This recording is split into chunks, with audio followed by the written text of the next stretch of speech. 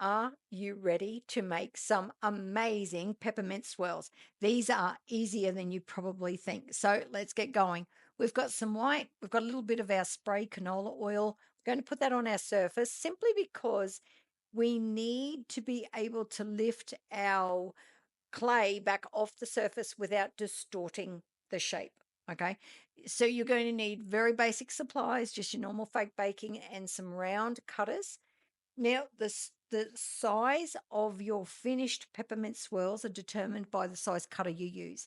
So in this case, you can see I'm using a very large round cutter, which means I'm going to end up with a large peppermint swirl. So you just adjust this accordingly. We're going to cut like little moon shapes out of them. So you're cutting crescents. You can cut the crescents at different thicknesses. This one here is quite thin. And you can see I'm just using a piece of clay to clean up the inside of the cutter where it's sort of got some like raggedy bits, for lack of a better description. And that's because that cutter needed more oil on it. So we've got one, we're going to do three of the white, and that's why I've sped it up, because once you've seen one done, you really don't need to see it done in slow-mo for the rest. There are a couple of parts where I slow it down for different reasons, but this one, it's just the same. Now you can see the clay sticking to that cutter. Needs oil. Just wipe it over with a bit of oil, make all the difference. You're going to want this to be quite smooth, and you're also going to want to try and get the thickness of each of your crescents the same, because that will stop one from being lower and higher. It's okay if it's slightly out, but make sure you just try and get them the same thickness. So if you want to use the guides that you can put for the rolling pins, you could definitely do that. So we've got three in white. Now we're going to do a green. So this is a lime green that I'm using, number 24. So the white's number one. The green, the lime green. Oh, you wait until I show you this color coming up. Anywho, I digress. Number 24 in the lime green. You don't need to see me do all of those, do you? You saw one. Now we're going to use number 13, which is our candy pink. Now we have to do a little trick to this clay, because this clay is a little bit softer than I want for this project, because it needs to be able to be rolled. And when your clay is sticking to your fingers and stuff, I describe that as no longer soft, it's sticky. Putting a little bit of acrylic paint in that sticky clay makes it so much more manageable. At that consistency, I would have trouble rolling that out. Once I put that acrylic paint in it, it firms it up. Don't ask me what it does to the structure of the clay, which is why I'm always hesitant to add a lot of other product to my clay, because we don't know what it's going to do to it. And long term, I don't know how well the longevity of the clay is having that paint added to it. We don't know that until we don't know that until we know, right? So you can see though, it firmed that clay up so nicely, and I can now roll it out. Look at it. Look at the difference in the consistency of that clay just by adding that little tiny bit of acrylic paint. So good. And if you want the clay to stay the same color, use the same color paint. So pink paint, white paint, green paint. You know what I'm saying? So we've got three white crescents, three green crescents, and three pink. Now, the crescent in itself, the thickness you need the same, but not necessarily the size of the crescent. So some of my crescents are bigger and some are thinner. If you want them all equal, then obviously you need to try and make your crescents the same. Like you can see my green crescent is a lot thicker, like wider than my white one. And look at the way we're putting this together. We're just joining our crescents now. When I came up with this idea, I thought I was just a genius. So ridiculously good. It got me. I was like, there's got to be a way to make a good peppermint. And I came up with this, and it is foolproof.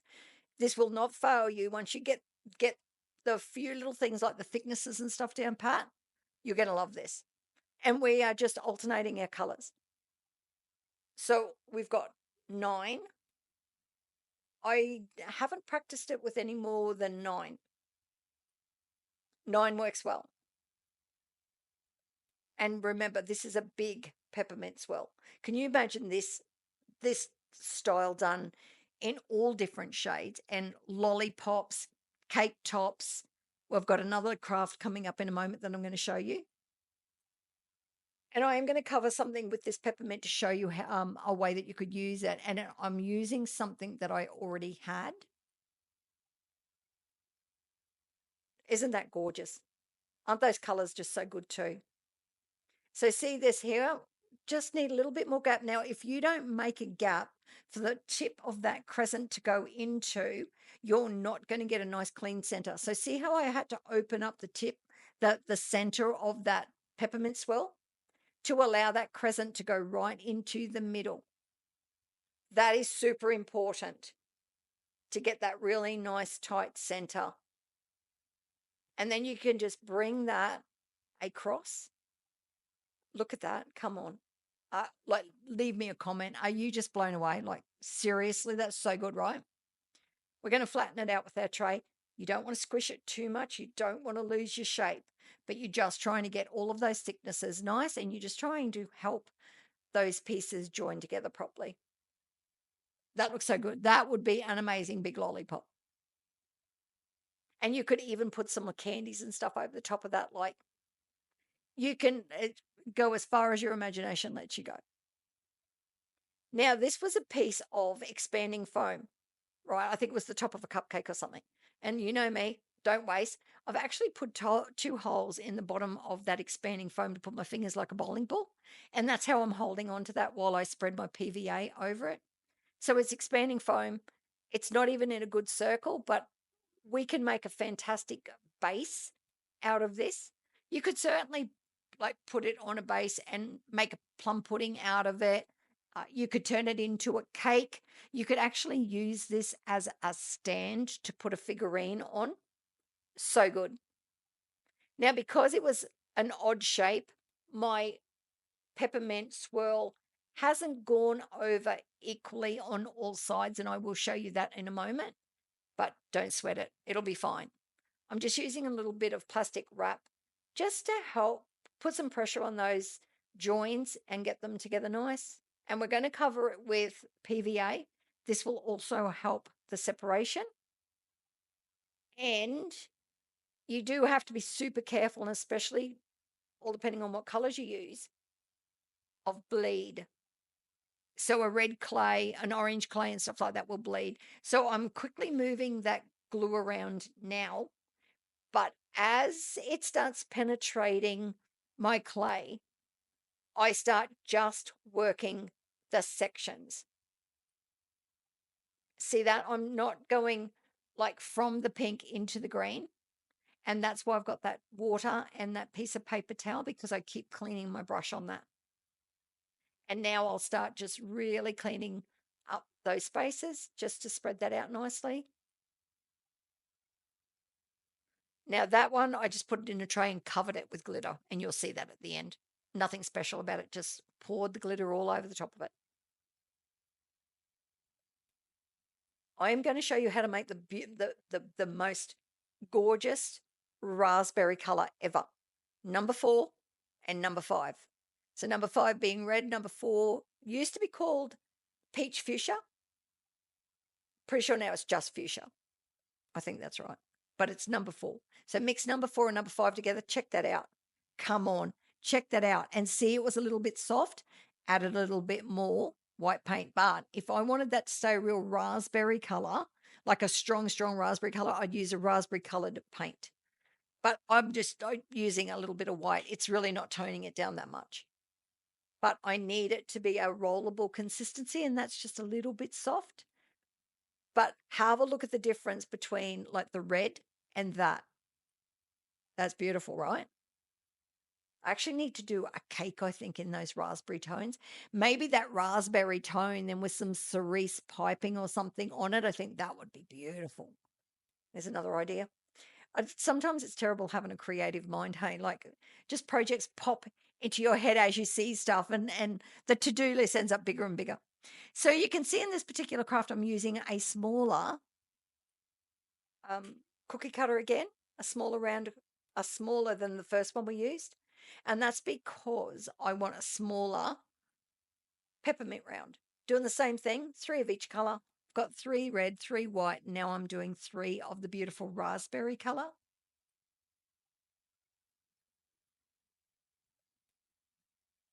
And look at the difference in the consistency of that clay once we added that paint. It's a game changer, guys. All the tips, all the tricks, right? For free. All you need to do is leave me a comment. This is the payoff that we have. I do give you all these wonderful ideas, and I ask you guys to make sure you've subscribed, make sure you like, make sure you comment, and make sure you share to get my video content out there so that other people find me as well. And we're going to do the same thing we did before. We're just going to put our crescents back together, and you can form a pattern or however you would like to do it. Just trust the process. And I'm not putting any glue or any water. I'm loving that color combination, right? Let me know. Drop me a comment. Let me know what color combinations are you just like cannot wait to try, and what projects are you going to do? Let me know. Because that's the fun for me when I know that I'm inspiring you guys, but then I want to see what like you're going to do with it. And it does look here like it's not going to fit right. Just keep going. If you've got to make sure that you just pull that apart to open that gap back up, that's okay.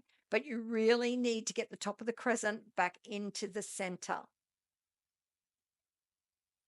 And I'm not pressing down really, really hard there.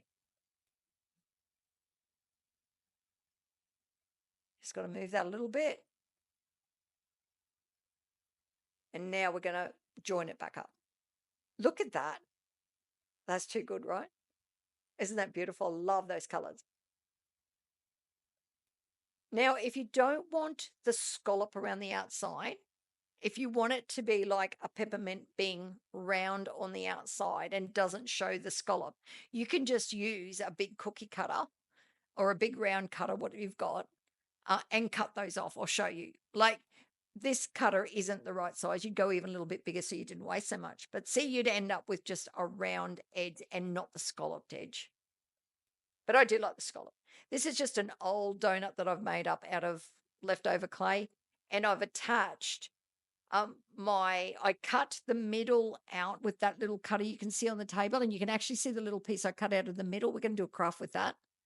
I actually cut that out and then just placed it over my gold donut, press down the inside, same thing, apply it with PVA as your adhesive, put PVA over the top of that, and now I'm just cleaning up my PVA. Any runs, just do make sure you try and keep them nice and neat. And I'm just going over with really fine glitter on this one. The reason I probably decided to go with a finer glitter on this one is just to try and keep those colors nice and true. But you can always, if you want to use a chunky glitter, you definitely can. You can use all sorts of, you could use sprinkle mixes, your glam mixes, which I am hoping to have some. Isn't that gorgeous? Look at the patterning on that. So cool. Now we're going to take this little piece from the center, and you can see it's already forming like a peppermint. It already looks like a little peppermint. We're just going to tidy it up a bit. Now I'm just dragging the sides down just to make a little bit of a swirl. And you can easily make these peppermints by just creating those same little segments of clay. Get a round cutter, cut out the white, then cut out little segments, join them all together, and do this process. Now that one there's a little bit messy, so I'm just putting some plastic wrap over the top, bit of water, a cookie cutter. It's going to give it a slight dome. And if you want peppermint wheels on a train or a cookie, anything, there you go. Like I said, let me know what you think. I Love that. Now that's got a chunky glitter on that. How cool is that, right? And you can see it's not even a very good round, but it was what I had at the time. This is our donut done with our beautiful raspberry color that we made, our red and our white. Look, like so exciting. And then we've got our little baby peppermint and just round it off a little bit. Train wheels, what do you reckon? Let me know. What are you going to make and what color combinations are you going to do?